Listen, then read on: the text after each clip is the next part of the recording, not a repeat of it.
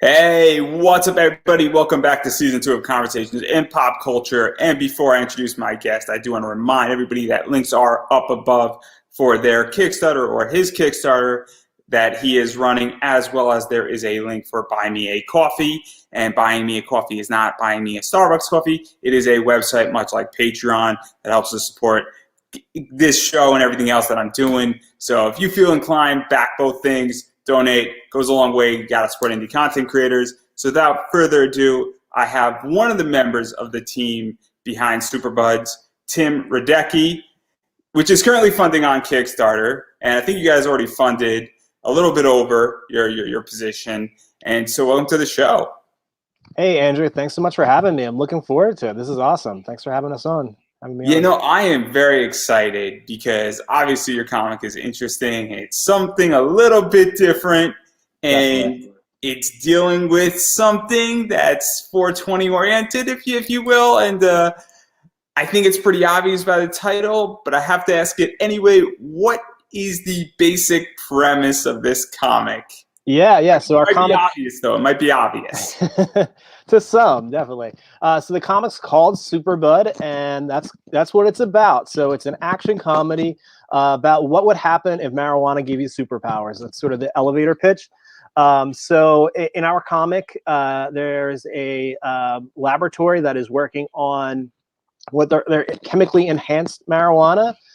So with medical marijuana out there, this company is trying to take advantage of that. So they're working on a product that's going to be chemically enhanced. And they develop this strain that actually gives people superpowers. The doctor who invents it doesn't want it falling in the wrong hands. So she's trying to get it out of her nefarious pharmaceutical company's hands.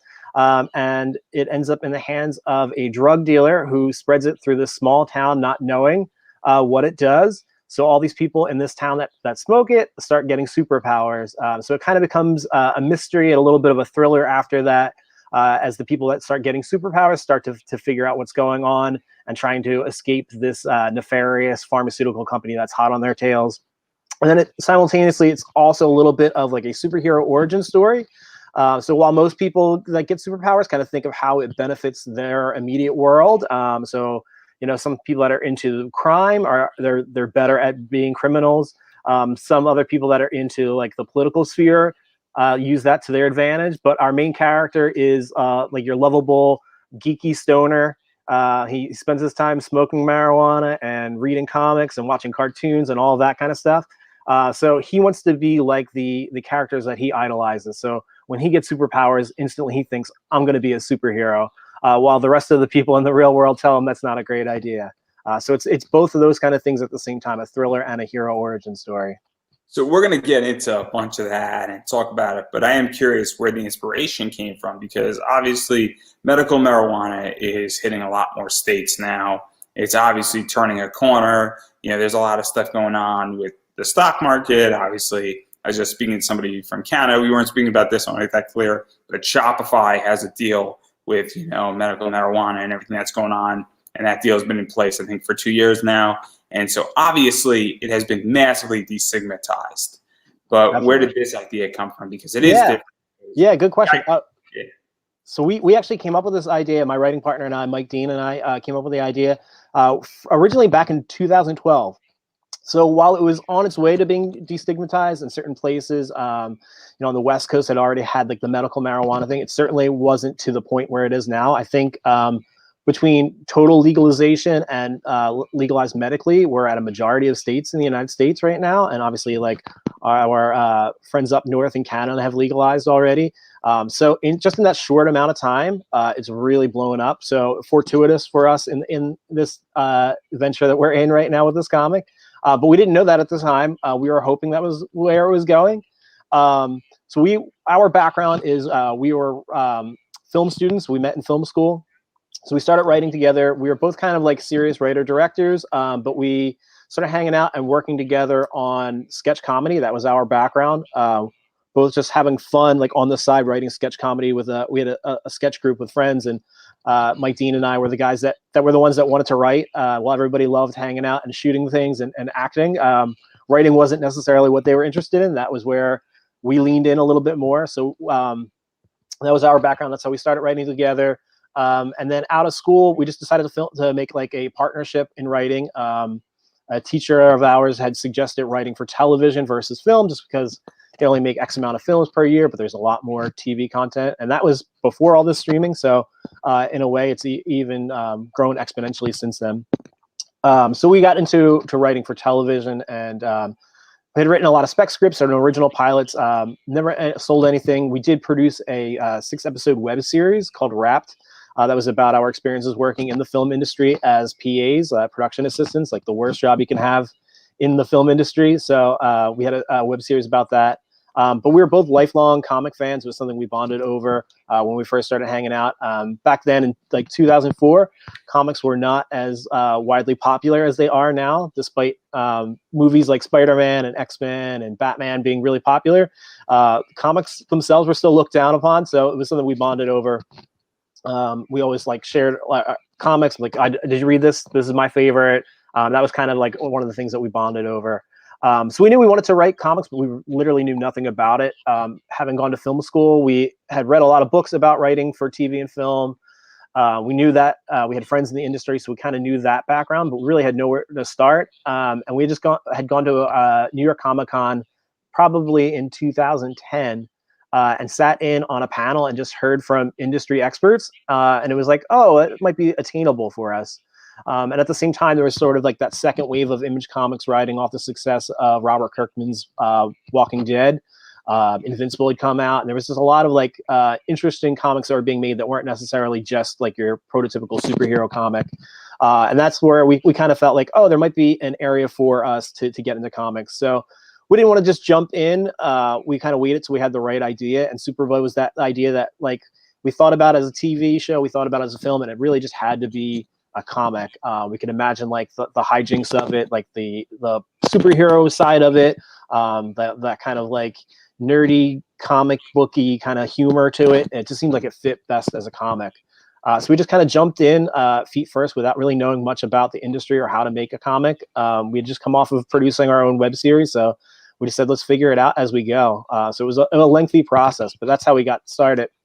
And the idea specifically, our dean pitched it to me. We always pitch each other. We'll call each other up, or if we're having a writing meeting, and he pitched it. And it was really, if you've read the first issue, it's a scene in the first issue was his pitch was just, this dealer is going to sell to this guy that's coming in, the main character. We didn't have a name for him at the time, but kind of like your protagonist. And as he's leaving, there's these other guys that are coming in that are gang members, and it's just kind of showing like how like that one dealer that has this wide array of people that he deals to, and just like the varying different kind of people.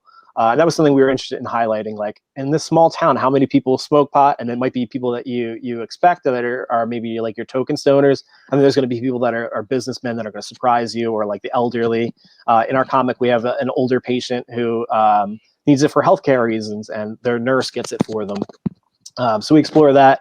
And then something interesting that we kind of stumbled on as we were writing it was, at the time, we really didn't know where medical marijuana was going to go, but just kind of worst case scenario was thinking like, what happens when big business gets their hands on this? At the time, in those few states that had it, it was pretty well controlled, but we were kind of anticipating what we're already seeing now is the commercialization and big business getting their hands on it, and the dangers that could bring. And looking at the tobacco industry and all the additives they've added to tobacco and things like that cause major health concerns.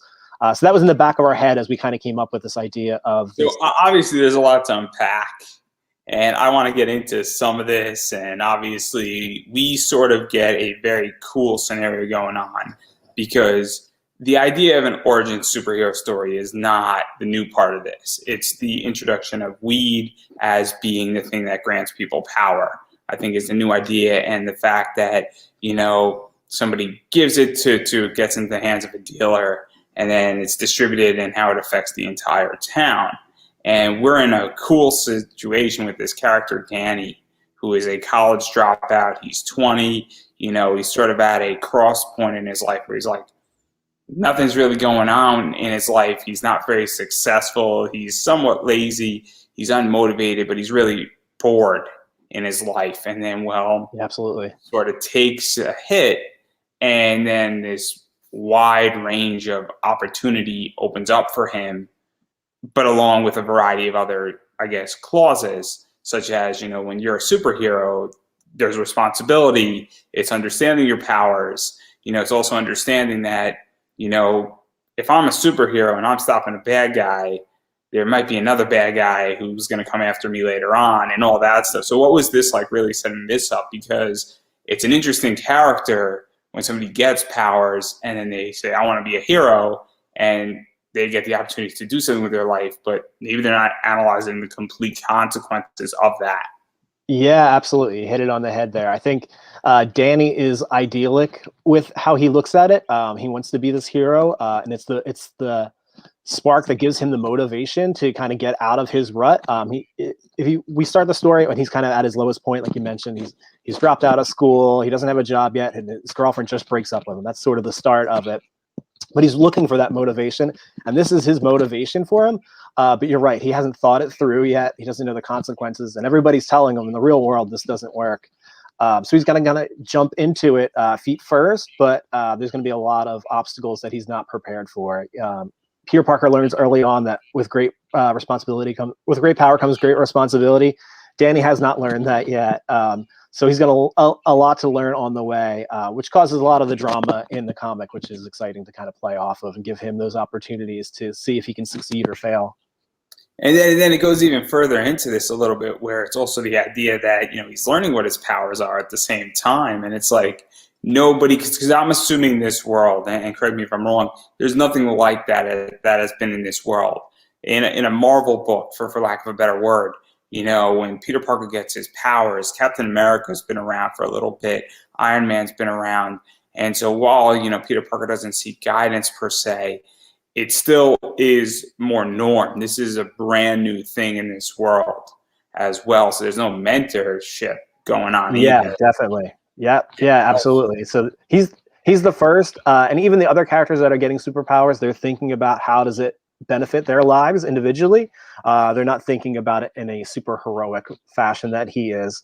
That's just because he idolizes these comic book characters, and that's where his mindset goes, where every other adult tells him that's a crazy idea, until in this third issue that we've just come out with, a younger character gets superpowers, and that's kind of where their mindset goes too. So it shows that Danny's really equivalent to this 9-year-old that he's friends with. And then obviously there's some other stuff going on where this dealer is distributing to a variety of people. And obviously this is a particular batch. And I don't know if there's more batches coming. There might be, there might not be. I'm not exactly sure, but it's this idea that, everybody has a different position with it. And you stated there's a bunch of different characters. And also this stuff affects people differently as well. And so what was that like, setting that parameter? Because it's not, you take this thing and then you fly. Everybody has a different reaction to it, which is also very fascinating, because obviously I think marijuana affects people much like alcohol affects people very differently. And so what was that like? Because now we're diving into some biochemistry stuff. Yeah, and we're certainly not experts in that, but being fans of comics, that was the most fun for us. Really, this project was like one of the most fun projects we've ever worked on. We were so excited to write it, and it came so quickly for us. Originally, I think we wrote the first 5 issues and an outline for. Originally, we thought 30 issues, which is totally crazy to think about now. But the ideas just came so quickly and so easily to us because we just had all this resources to pull from all the comics and cartoons that we watched growing up, and even the recent comic book movies. There's so much that inspired us that we take reference to. We kind of do an homage to things here and there. We pull from some things we seem to lean on, and we go do a 180 just for fun. So there's a lot that inspired us there. But yeah, you're right. And creating this ensemble cast, it really is an ensemble. It's not just about Danny, even though he is the protagonist and the main character. We're slowly weaving in all these other characters, and all their stories are coming to fruition in these first 5 issues. But creating their powers and kind of coming up with all that was a ton of fun, and how it affects everybody, both in their own personality and the quantity that they smoke or inhale has an effect on the kind of power that they have, and the severity of their power. So while Danny flies and is more of like airy, one of the characters is a big giant monster, and it has to do with the amount that they smoke. One of the characters who has like prolonged exposure to this, who's been smoking it the most often, has a negative reaction to it because of that. So we get to play with it a lot of different ways, and it's also a little bit of their personality and the quantity that they have.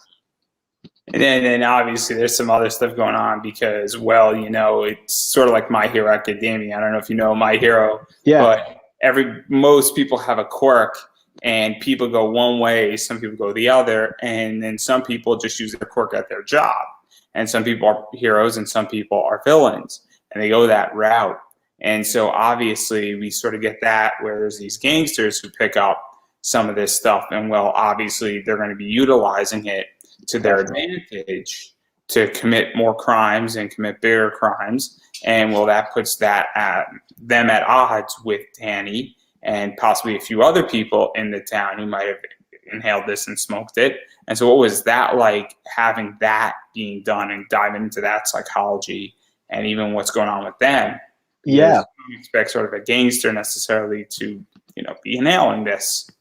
They were two of the other characters that we came up with like right off the bat, right in that first initial pitch. That was kind of the idea, was to set up these hero and villain kind of personas very early on. That was back when we originally came up with the idea, and it's been fun developing it. And really, they're second protagonists. They're not even necessarily villains.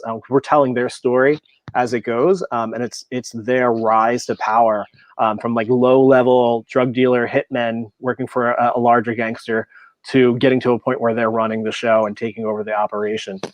So we're building their story as protagonists as well. So a lot of fun there, developing them and developing their powers that are based on how they smoke and their own personas. So the one guy is a little bit hot-headed, and he develops this heat power. So it starts with him being able to heat things up, and it's going to grow to him being able to fully inflame things. The other character is known as Chill. He's like a relaxing kind of guy. He likes to smoke his blunts and hang out and drink his 40 and relax, and he's real chill and laid back. And he's got like this power where he can freeze things and eventually will create ice and be able to like almost like Iceman or Frozone or something like that, like really make full on ice. So as the story goes on, their powers are going to continue to progress and increase in strength, and as they're learning how to utilize them properly, because so like Danny, our protagonist, they're learning on the go as well. And then obviously there's two more characters. There's the elderly man, who is sort of, taking this for one reason, and he might not necessarily be too happy that he now has powers because, well, sometimes people don't even want this stuff. Yeah. I don't know if you've explored that side of this yet, but obviously that is something that where, if you're elderly and you just want this because it's helping you on a physical level, all of a sudden, and now you have superpowers or you have super meta-human abilities, could be a pain in the ass. So I mean, and then there's also the fact that somebody's turned into a gigantic green monster. Yeah. As well. And that's also something that's big, because it's the idea that, you morph into something and, now you can't go back, and it becomes a whole bigger issue. So what is that like to play with those two characters? Because they definitely deal with different tropes. Yeah, definitely. This project's so fun because there's so many characters going on and a lot to really explore. Walter is our elderly man. So we tease him in issue 1. He's a bit of a curmudgeon, and his personal nurse, his stay-at-home nurse, Anton, ends up getting him the marijuana. We don't really get into the full story of what's going on there, but it must not be legal whatever state they're in. But it's coming down the line. There is a politician, and he's working with this pharmaceutical company that we learned that they're working to get to this legalization of medical marijuana. So this guy gets it from his dealer that he knows, this guy in town, and that's how he ends up getting this super bud to this elderly person, obviously not knowing that it's going to give Walter these superpowers. So we explore that in issue 3. At the end of issue 2, he receives the weed, the super bud. And then we get to explore that in issue 3, which is the newest issue on the Kickstarter. All 3 issues are going to be available through the Kickstarter. So that's something we explore there is Walter's powers that he doesn't know about, doesn't expect. And you're right, maybe doesn't want. He's at an aging part of his life. He's really ill. sort of at the end of his life, and knows it, and how that might affect his decisions going forward with new abilities. That'll be something we're going to explore. And then the other side, the lighthearted part of issue 3, is Mikey. Mikey is Rob's younger brother. Rob is Danny's best friend. He's sort of the sidekick that goes along with the story. We introduce him in issue 1. At the end of issue 2, Rob has been making brownies that he's saving, and his brother comes home and eats a whole tray of these weed brownies, not knowing that they're weed brownies. So as a result, he becomes this giant monster. So the very last thing on the last page of issue 2 is his shadow kind of looming over Rob, and Rob, realizing that he's in trouble. So we explore that in issue 3. It's where a lot of the humor from issue 3 comes from. I didn't really talk about that, but it's despite as serious as we take the storytelling, it is a comedy overall. There's a lot of funny parts in it. So a lot of the humor in issue 3 comes out of this 9-year-old getting superpowers and turning into a giant monster. And he realizes he can control his monster. So it's not quite like the Hulk with Bruce Banner, like having to get angry. He can control it through bodily functions. So every time he farts or burps, he can change. He can morph from monster to back to his normal little kid self. So there's a lot of fun that comes from that. And so obviously there's a lot of stuff going on, and obviously we're dealing with a superhero who's sort of coming into his own, understanding his powers. We understand criminals understand their powers, and obviously a lot of choices are being made, and then obviously there's also consequences for some of this stuff and what it's doing. And then obviously there's going to be some other stuff where the pharmaceutical company, and I'm sure the government's going to get involved somehow, and it's going to be like, hey, tracking down who's taking this, what's taking this. I'm sure that other people have gotten this as well. And so obviously there's a lot of stuff going on with this, both on a, storytelling and serious side, but at the same time, it's kind of a funny premise altogether. And not to take away from the serious side of this, but it is definitely, as you said, humorous. And I don't think anybody is taking this, the same way you would view the Justice League per se. I think it's pretty clear that this is meant to be a comedy. It's meant to be almost satire to some degree. It's meant to be, a parody of things. And so obviously all these people are sort of going to be crossing paths with each other and what's going on. And we're going to see how this entire town is affected by it, because I have a feeling this town is sort of, just a run-of-the-mill sort of Central America type town that nothing happens in. Yeah, absolutely. Well, thanks for saying that too. I appreciate that. But yeah, it is like that, very much like this everyday, every part of America kind of represented. We call it Emerald Oaks. It was just like a generic name we came up with that had like a little green reference to it. But it's supposed to stand in for anywhere in the United States. This kind of small town, small city. It's got a little bit of urban life, a little bit of suburban life, but definitely the small town kind of vibe to it. And no one really seems to have ever experienced anything like this before. And as it progresses, it's going to be fun to play with how that affects the town as well, and the average person in the town. But you're right, there is a little bit of this parody to it. Every one of our covers has like a reference to a classic superhero. That was an idea of our artist, Tim Radecki, who's awesome.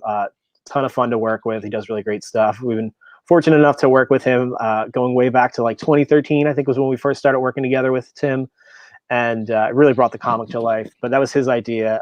So we did that with the first issue 1. There's an Amazing Fantasy, the classic Spider-Man cover.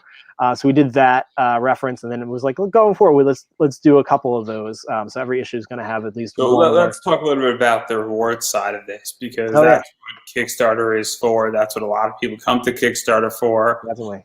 It's something that's super interesting. So obviously there is a whole digital bundle catch-up, which is, you could think at just the digital issue of Digital 3 if you back the first 2. You don't need, digital 1 and 2 and 3. You get the digital for 1, 2, and 3. Yeah. And so obviously that's a digital catch-up. There's also the physical catch-up with that. And so that's also cool, because obviously people come in and out of Kickstarters all the time. And so obviously as a fan of Kickstarters, and I come in and out of projects where things just slide underneath the radar. So what is that like to offer that tier? Because I've been on Kickstarters that they don't offer, tiers like that. And I understand a Kickstarter not offering a super limited variant for that, issue 1 and 2, because it might have sold out. But even just reprinting issue 1 and 2, it is important in a lot of ways. So how do you guys feel about that and even doing that? Because it is helpful. Yeah, absolutely. It was really important to us to be able to offer the complete series. It's been a number of years since we did issue 2. It was our plan to put them out pretty quickly, and like things have just kind of changed, and we're navigating how to do this completely on our own versus like going through like an indie publisher. So we've kind of had to shift gears and change our business plan for it. And I think we're in a good place right now where we can crank out the next few issues pretty quickly, hopefully. That's the game plan. So, but it is important to kind of be able to catch people up, because even if they read it years ago, they might not have it around anymore. There's a ton of new people coming to the project that weren't aware of it when we first launched. And we're doing local cons like the East Coast or the Northeast area, but we're not stretching too far out. So it's a way to get people across the country and really globally involved. So that's what's so awesome about Kickstarter is it's got this huge international presence. We've got backers from all over the world, and we're hoping to grow that. So really important to be able to get them on board right away. I think if you read issue 3, you're going to enjoy it no matter what. It's got a lot of fun to it, but to get the full story and really get the full experience, it's important for us to make sure that you get issues 1 and 2 as well. We've also offered issue 1 for free. You can go to our website and just read it if you'd like. And then, like you mentioned, there's the digital bundle. You can get all 3 issues digitally. You can get them in print. We have the first print run of them still. We don't offer any of our variants through Kickstarters in the future. So the variants that you see for this campaign will not be available when we do launch issue 4 or issue 5. Those variants are only for this campaign, as the variant for issue 2 was only available for the issue 2 campaign. But the main covers are around. So a great time to pick those up while they're still available from that first print run. And speaking of variants, we have some awesome variants. Tim Lottie did another variant for us. So we've got 2 Tim Lottie covers. And then artist named Dave Swartz did a... this is one of the variants. Yeah, there it is. Yeah. I'm not sure which is which, actually. So this is one of the variants. That's Tim Lottie. That was the variant we used for the Kickstarter here. A little Hulk and Wolverine action there. And then artist Dave Swartz did another one for us. There you go. Which I love this. This is so awesome. That's really focusing on Mikey and his monster persona, which is what most of issue 3 is going to focus on. And this is just the regular cover, I think. That's going to be your traditional issue 3, yeah. And this is the super expensive one, from my understanding. Yeah, so an idea we had a while ago, we never really did for the other campaigns. We've kind of been holding it for this campaign, is to do, it's called that green flower. It's a nod to That Yellow Bastard from Sin City. Mike, the co-creator, co-writer, had this idea to do a black and white issue with green pops, kind of like That Yellow Bastard, where it's got these pops of yellow throughout it. So we've been playing with that, and it's a lot of fun. So it's something that's super unique. We're just doing just for this. And so obviously that idea is not a new idea. I backed a project up in Canada with Ben Cook, and he highlighted the entire book in certain areas with purple, because it's sort of the main character's theme. Oh, awesome. So it's a complete black and white book.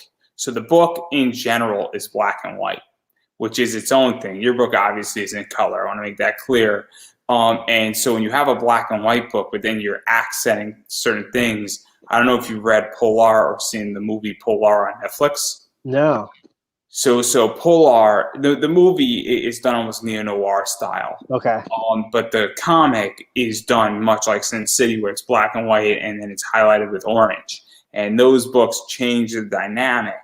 And this is very similar to that, where it's the idea where, obviously everybody knows weed is green for the most part. I mean, I think it's pretty obvious. And so obviously that's something that's very cool. And also it's fun for Kickstarter, where I've seen other things where people have done and replaced certain things with the pew pew sign and the pew pew sounds from Star Wars in their books, and they have an entire variant of that where they rewrite the entire thing. So obviously when you're doing a Kickstarter, and this is what I'm curious, is that having things that are different in your Kickstarter are very important, because and I'm going to say this, and it has to be said. So at a convention, if you're charging a certain amount of money for an indie book, it becomes excessive.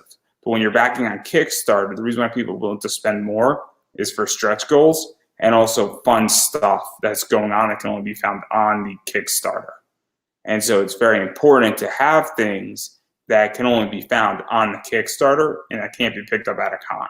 Yeah, you're absolutely right. And we're far from experts at this, but just from studying, I think we've spent the last year or two just backing projects that we really love, and kind of watching what's working for other people. It's that exclusivity that you're talking about, that this is only available for this limited amount of time, for this limited amount of backers. Those kind of things can drive those. So basically, if you're thinking about it, we only have three comics to sell. So it's trying to just create variety. So that passionate person that's willing to spend more, that's interested and wants to collect things, has more to spend, more that catches their eye. So trying to create those things that are unique, that are going to be exclusive, that you're limiting the amount of, that makes it more valuable to them in a way, because not everybody's going to have that. There's always the idea that I have this and you don't, or 10 years from now, oh, I can't believe I got that 10 years ago. I know there's a lot of things that I've got in my collection that I'm super stoked about, that have blown up, become popular, and I love the fact that I got this way back when, and now it's blowing up. That's exciting. So kind of just playing on the collector side of it, because the comic industry is twofold in a sense. There's people that are readers, and there's people that are collectors, and a lot of us are in the middle that like kind of do both. But so to offer something for both crowds, I think is important. It's a lot of Kickstarters built on the idea that it's collecting and reading and it's exclusivity, and it's also the idea that people want to see projects they want to enjoy, and they also want something though that is more off the beaten path. Yeah. And they want something that is more exclusive or has a 150 print run. And that it's because, there's, God forbid, Spider-Man 807 has legitimately 70,000 copies printed. Yeah. It's the idea that when I back a project, I just backed a project about a week ago. Some of the books only have 150 prints, meaning that once that 150 print is done, it's over. Yeah. And now, if you want that book, well, and I'm in the process of figuring out an exclusive that's going to be a 150 to 200, and I'm not a Kickstarter guy, but I'm thinking about buying an exclusive. So once that is done, it's done, and so it's a very different. And think about if that book becomes the next Teenage Mutant Ninja Turtles, right? Which was, I'm sure, a small print run back in the '80s, and a huge property now. And I'm not so concerned about my books becoming Teenage Mutant Ninja Turtles. There was somebody that put out a post, and I know exactly who it is, and he's not going to like me saying it. And I made a response video to that because this is my sector.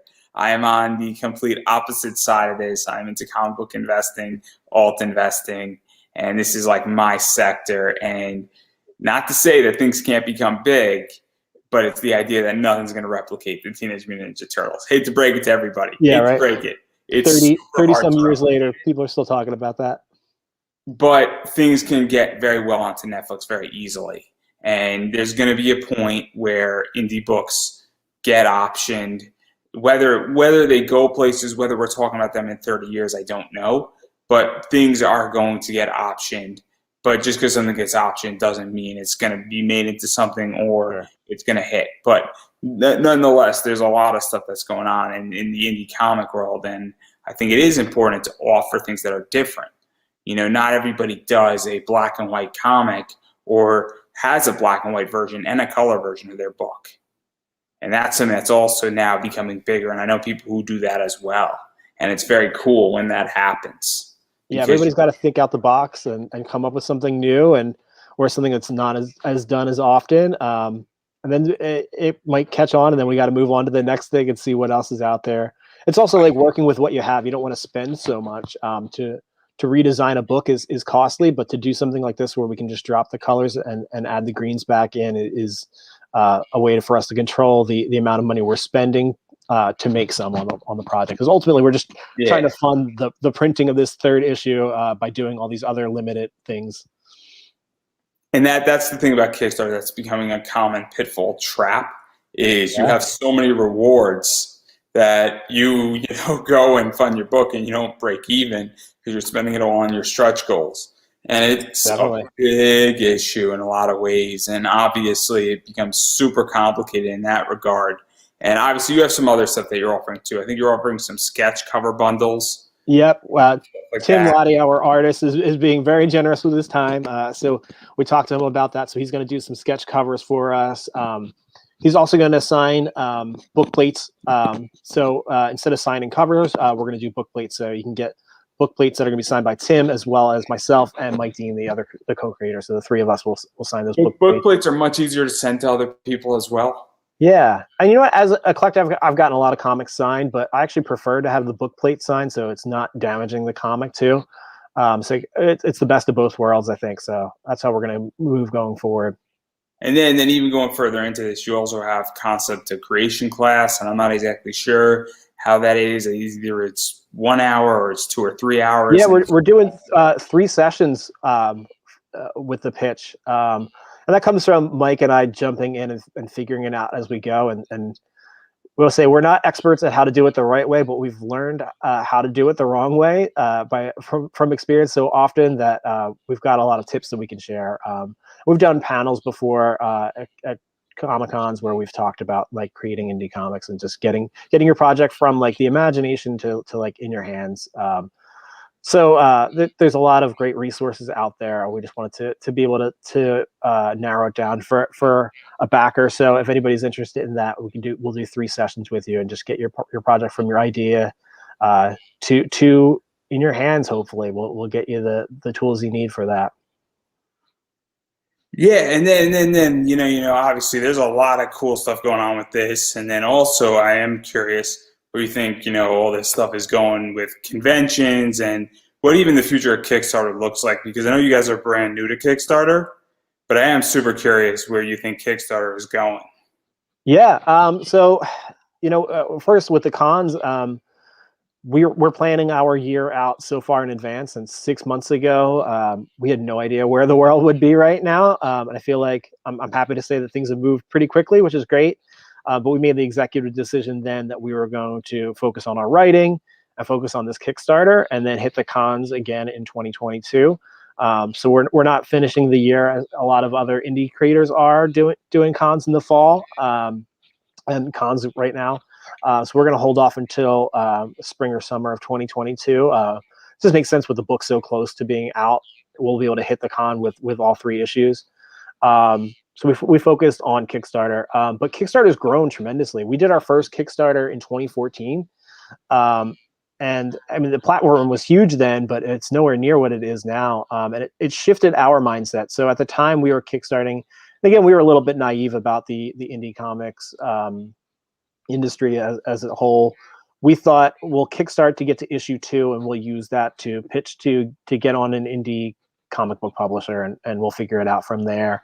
To now looking at Kickstarter going, this is a viable option to create our books and get them out.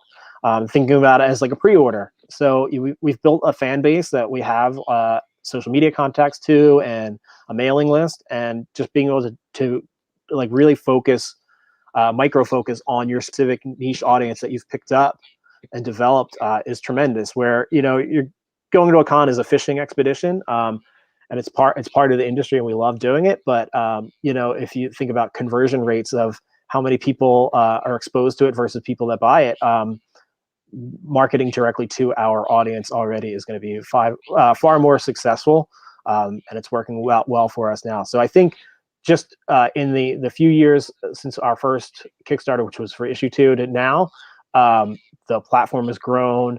I think there's a lot that creators are doing now to market that has advanced. And I think there's really, one of the really best things is just being in certain groups, Facebook groups and things like that, where we can share ideas and really grow as a community, which is really awesome. We didn't have that kind of community support before, and I've learned a lot over the last few years just following those kind of things, or on Reddit or things like that, and seeing what's working for other people, and them sharing, this is what's working for me, and this is what's working for us. That's really helped us as creators, and we hope to pass on that same kind of info for things that are working great for us. Yeah, and then to even go further into this, because obviously I think it's pretty safe to say, and I'm curious how you feel about this, because obviously I've written, 2021 off for me going to conventions and presenting, and I'm viewing it as a down year. 2020 was a down year, and I just am, I'm viewing it saying, hey, what is going to happen? Because it seems to me that, New York Comic Con is happening, and obviously I'm on the East Coast, I'm in Connecticut. I think you're either in Philly or Jersey. I'm not sure. Yeah, I'm in Philly. And so the idea is that I'm just saying, hey, I'm just letting it see where all this goes, because while a lot of cons are pulling out the stops, I also think there's a lot of unknown factors in the convention world right now. I mean, there's a whole nother variant of COVID. Also, apparently, there's people who get COVID, but they're asymptomatic and it's not as bad. And there's a lot of stuff going on where people have gotten the shot and then have had COVID symptoms. And so I am very confused on all this, not to mention that I'm also curious how economically people are going to be at these conventions as well, where I'm not selling anything to anybody at a con right now. But, again, I don't know how penny tight people are going to be. And I've heard stories on both sides of this where people are like, people have money at cons, and I've heard people are very, very selective from people in the industry, and it's mixed. And so I'm curious how you feel about all of this going forward for I guess the next 5-6 months, and really when's that going to sort of end, because we're at the tail end of con season. A lot of conventions are happening now every weekend, and they're going to be going strong till about October. But where do you feel that's going, if you have any sense? Because I'm just curious. Yeah, no, and if I did, I would probably be bullshitting you on how accurate that is, right? Because I feel like none of us really know, even the people that say they've got a good sense of it. It's a difficult thing, and even looking at where we've been this last year and a half, there's with all the ups and downs, I didn't predict any of that, So hard to say. I'm definitely going to be following it all and seeing what's going on, because to really jump in full force, we have to plan it. It's not going to be like a spur of the moment kind of thing for us. So to really understand if it's worth the investment of time and money that it's going to cost to get back into those things, that's a big thing. That's the other thing too, is that it's table costs, it's time. And it's also the idea of even how is this going to run? Like that. That's my question right now. Also, from not even from an economic standpoint, but how is it going to run with people at these cons, and also like what is even the vibe of the convention going to be like? Because you're selling a book that, and I say this where it is being destigmatized, but it definitely hits a niche audience that has a certain vibe of fun to them. And that it's kind of like if everybody's sort of uptight in the entire con world a little bit, well, that's sort of what it's going to be. And also it's kind of like, I just don't know how it's all going to run. And that's my other question, is that like, it's just so complicated. There's so many questions. That's a great point. Yeah, we're definitely our comic is a humorous book that plays to a fun crowd. You can see the person approaching your table from like 10 feet away, and as they're putting it together, they're reading, and you're like, wait a minute, I see the smoke, I see the name, they're putting it together. Yes, I don't know how that pitch would work if people are very serious. But also just like, I love New York Comic Con, but they always sell out those shows. It's jam packed. You're walking around like you're shoved into a crowd walking through things like this.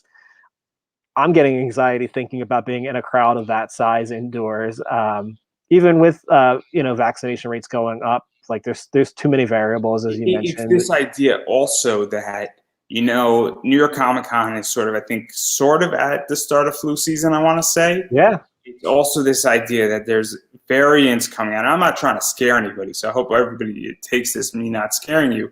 But it's this idea that also it's kind of like, con crud is real. I don't know if you've ever. That's what I was going to bring up. Yep. And it's always been there. There's no question. It's always been there. It's just that I think COVID has proven that it's become very, real, and that, cons were never safe. Yeah. And so it's this idea that I don't want to be packed in with 70,000 to 75,000 people. I'm not ready to go back to that, and I don't think I'm ever going to want to go back to that. Mm-hmm. I don't want to go to a football game with 90,000 people either. And that's outside. Like, I prefer to go to a con that has 40,000 people. If I'm going to go to that, and that's still a lot of people. And so I don't know if I'm ever going to go to New York Comic Con. I lived in DC before this, so that really was, I was going to go up to New York from DC, but I was going to also con that has 40,000 people. And also the Javits Center is a freaking jam-packed convention. They really jam everybody in there. It is outdated, and it is not a good convention center. Yeah. So right. We've all suffered from the con crud before. I feel like that happens every con, and every comic creator that I talk to always has the con crud that they talk about. So it's definitely a real thing. And put that with COVID, you can see how easily it spreads. But just like the recycled air, that many people in a small confined space, you're really on top of each other just about everywhere you go. Obviously, back then there was all the handshaking, and I feel like that kind of stuff is going to go out of fashion now, hopefully. But still a very real thing. Yeah. I also think that cash is going to go out of fashion. Yeah. So we all have to adapt to that, right? Which is not good for me because I love paying in cash. Yeah. I love accepting cash. It works out.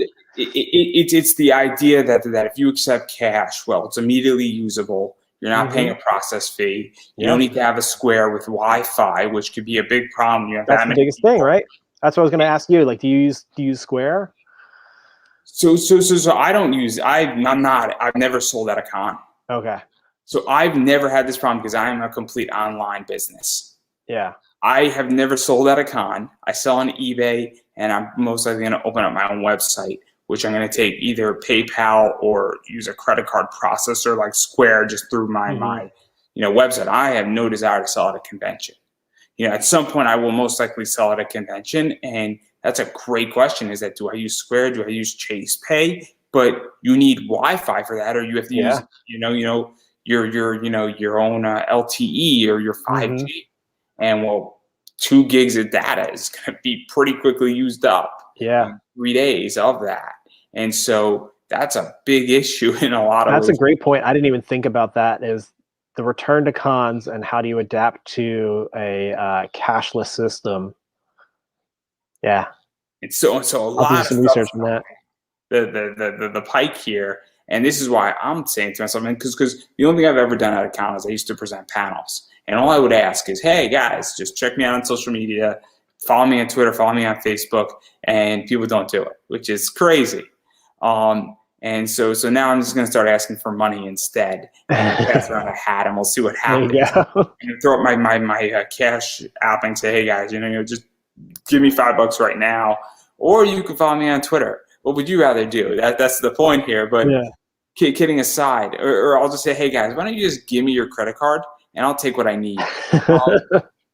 Just post it up here for everybody to see.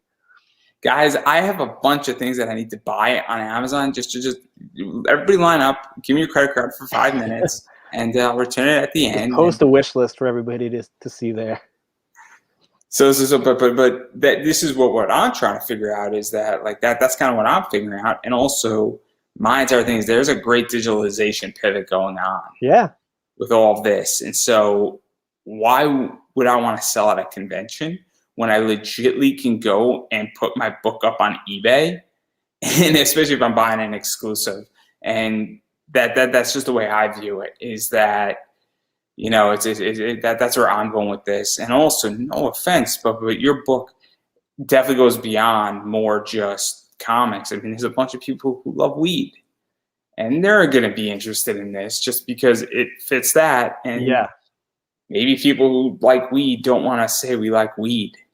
Yeah, right. So it's a discrete purchase. And that is a demographic we're trying to figure out. We've really focused on the as an indie book selling indie comics to indie comic fans, but a whole other niche out there that doesn't maybe necessarily normally read comics that might be interested because of the just like the buzz factor of it, and just having it to show their friends is definitely something that we're exploring and figuring out how do we market to a new audience to really try to get that cross promotion from both.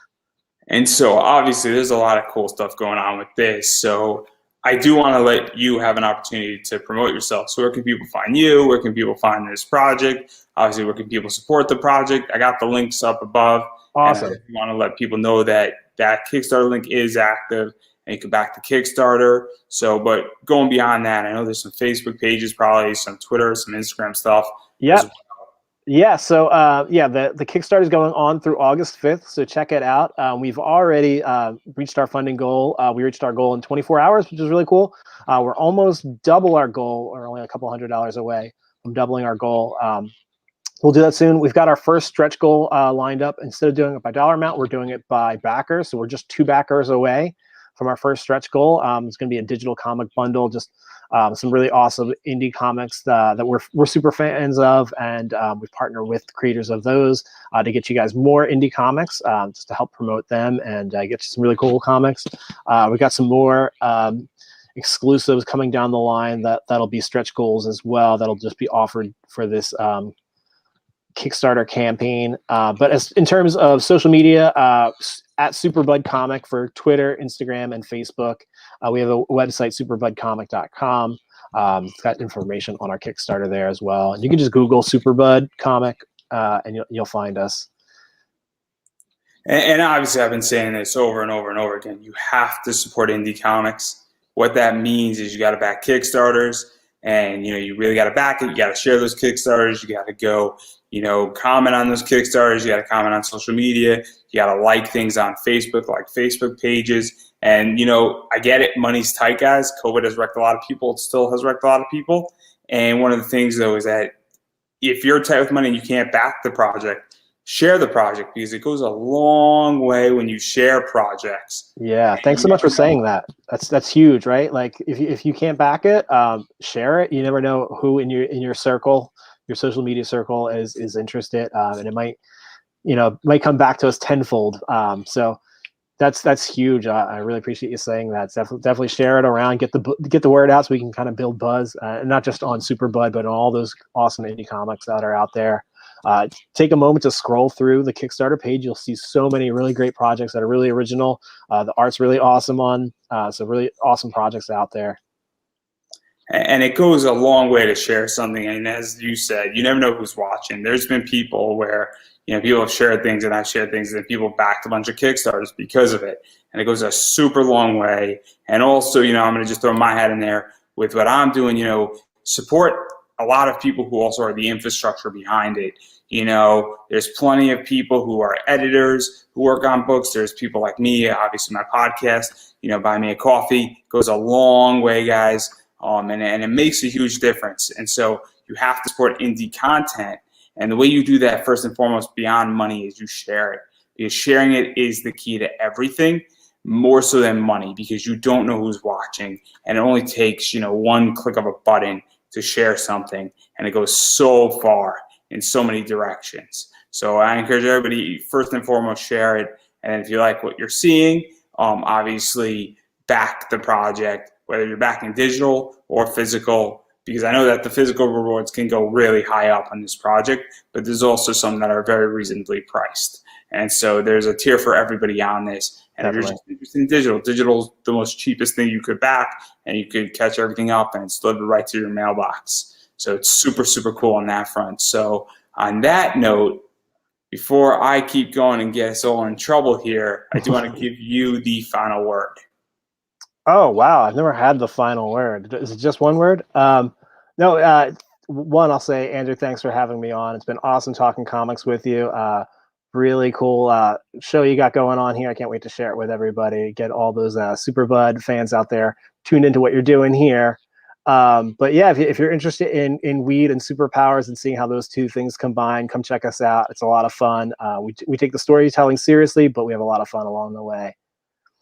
Well, I'm assuming, because my computer just chomped out, and I'm assuming you just continued. I did, yeah. Hopefully that turned out okay. I caught the tail end of it. I want to make that crystal clear for about 30 seconds right there. I completely tuned out, so I'm not going to make you repeat yourself. But I gave you a shout out. I said, thanks for having me on. It's an awesome show.